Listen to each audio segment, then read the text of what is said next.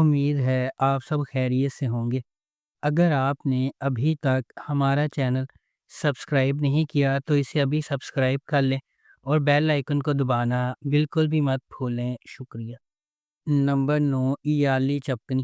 حالی ساغا زیورات کی ایک بڑی سلطنت کا مالک اور کورہان خاندان کا سربراہ ہے۔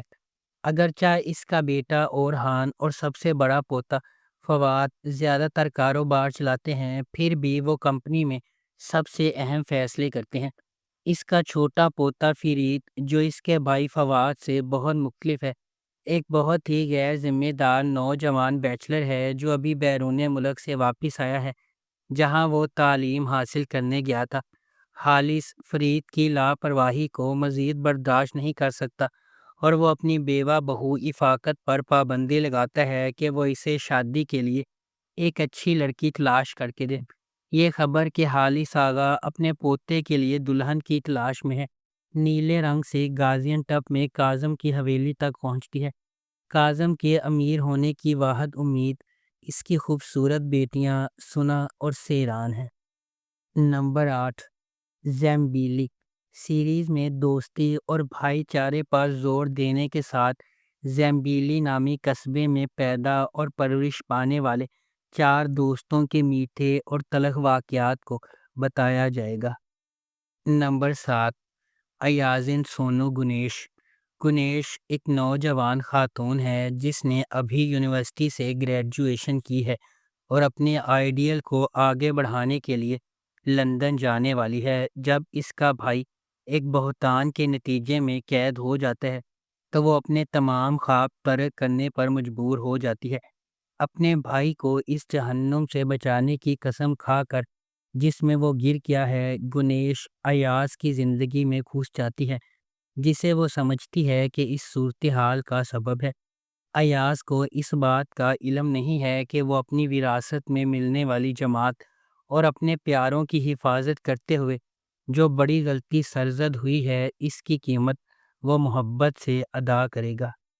Number 6، کیزل گونجا lark.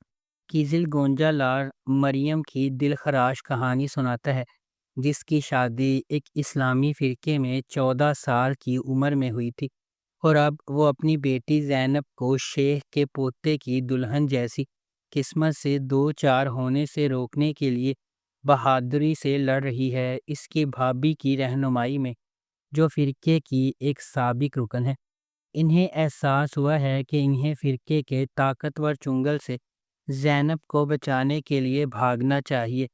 ڈرتے ڈرتے اپنے منصوبوں کو اپنے ظالم شوہر سے چھپاتے ہوئے مریم کو پہلے سیکولر سائیکیٹرسٹ لیونٹ کے گھر میں دیکھ بھال کرنے والے کے طور پر پیسہ کمانا چاہیے، جو اس کی مدد کرنے پر راضی ہے۔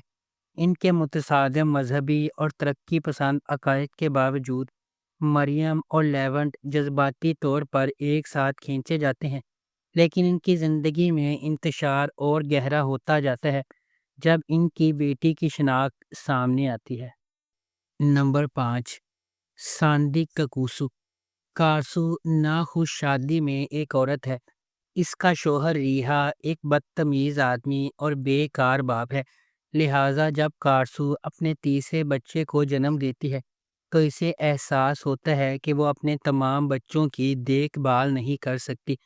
وہ اپنے 3 سالہ بیٹے کوزے کو اپنی ماں فیلس کے ساتھ کچھ دیر رہنے کے لیے استانبول بھیجتی ہے، تاہم استانبول کے رستے میں کوزے لاپتہ ہو جاتا ہے۔ 3 سال کی تلاش کے بعد کارسو مرسین کے سفر پر کوزے کو دیکھتی ہے۔ کارسو اپنے بیٹے کے ساتھ دوبارہ ملنے پر راحت محسوس کرتی ہے، تاہم کوزے جو اب دینیز کے پاس رہتا ہے اسے نہیں پہچانتا۔ کارسو کو اپنے بیٹے کو واپس جیتنے کے لیے لڑنا پڑے گا، جبکہ اس کی مشکل خاندانی صورتحال سے نمٹنا پڑے گا۔ نمبر 4، سفیر۔ سیریز کا مرکز گل سوئے خاندان پر ہے جو کیپاڈوکیا کے سب سے نمایاں خاندانوں میں سے ایک ہے، جن کی انتہائی قابل احترام زندگی ایک غیر متوقع سانحے کے بعد تباہ ہو جاتی ہے۔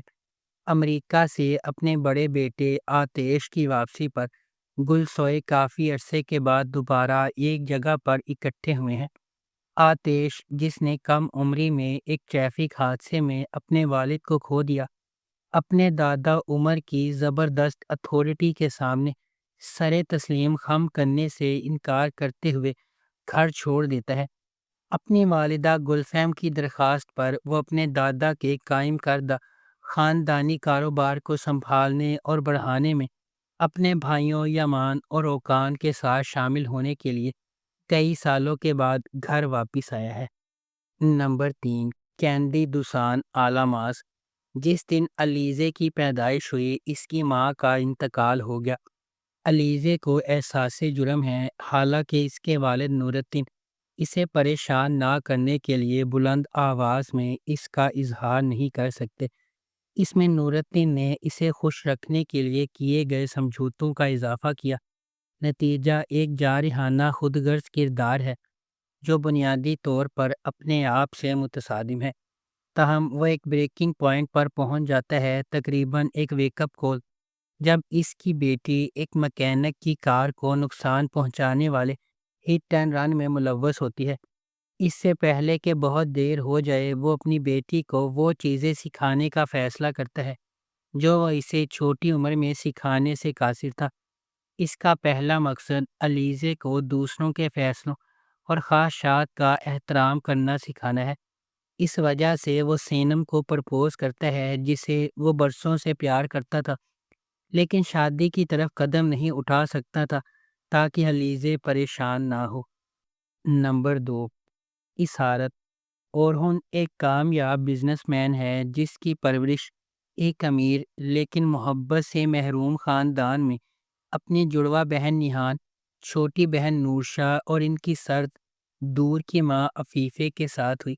کچھ عرصہ قبل نیہان نے ایریٹیریا میں ڈاکٹر کے طور پر رضاکارانہ کام کرنا ختم کیا تھا، لیکن حال ہی میں اس سے رابطہ کرنا ناممکن ہو گیا ہے اور اس کے گھر والے اس کے لیے پریشان ہیں۔ اورہن اپنی جڑواں بہن کے پیچھے جانے اور اسے گھر واپس لانے کا فیصلہ کرتا ہے۔ اپنی بہن کو ڈھونڈتے ہوئے وہ ہیرا سے ملتا ہے، ایک غریب لڑکی جو سمگلروں کے ہاتھوں قیدی کی زندگی گزار رہی ہے۔ جب انہیں پتہ چلا کہ نیہان کو ایک مقامی گینگ نے زہر دے کر مار دیا ہے تو اورہن ٹوٹ جاتا ہے۔ جب یہ بات سامنے آتی ہے کہ یہ دراصل ہیرا ہی تھی جسے گینگ نے کھڑا کیا تھا اور اس کی بہن کو زہر دیا تھا، اورہن نے بدلہ لینے کا ایک شیطانی منصوبہ بنایا۔ وہ ہیرا کو اپنے ساتھ گھر لے جائے گا، لیکن اسے قیدی کے طور پر زندگی سے بچانے کے بجائے اس کے لیے حالات کو اور بھی خراب کر دے گا۔ نمبر 1، کان چیچک لیری۔ کان چیچک لیری ڈیلان اور باران کی چلتی پھرتی کہانی اور شادی کے بارے میں بتاتی ہے جس پر وہ اپنے ارد گرد کے لوگوں کی دشمنی کے باوجود خونی جھگڑے کو ختم کرنے پر مجبور ہوتے ہیں۔ ایک ایسے جذبے کو بھڑکاتے ہیں جو یا تو محبت میں پھوٹ پڑے گا یا تباہی لائے گا۔ باران کو اپنے بھائی کو بچانے کے لیے اپنے دشمنوں سے نفرت کو ایک طرف رکھنا چاہیے اور اس جرم پر قابو پانا چاہیے جس میں اس کی ماں کو ہلاک کر دیا گیا تھا، کیونکہ وہ بدلہ لینے کے لیے ایک خاندان میں امن قائم کرنا چاہتا تھا۔ تقدیر اس وقت کال کرتی ہے جب باران کے چچا نے انکشاف کیا کہ اس نے اپنے والدین پر حملہ کرنے والوں کا سراغ لگا لیا ہے، لیکن اس کے چچا ایک خوفناک راز چھپاتے ہیں۔ وہ ایک جال بچھا رہے ہیں اور در حقیقت اس حملے کے پیچھے وہی شخص ہے، اس امید میں کہ اگر باران بدلہ لے اور جیل چلا جائے تو وہ خانقاہ کی قسمت پر ہاتھ ڈال لے گا۔ اگر آپ کو ہماری یہ ویڈیو پسند آئی ہے تو اسے لائک کریں، شیئر کریں اور ہمارے چینل کو سبسکرائب کرنا بالکل بھی مت بھولیں۔ آپ کا بہت بہت شکریہ۔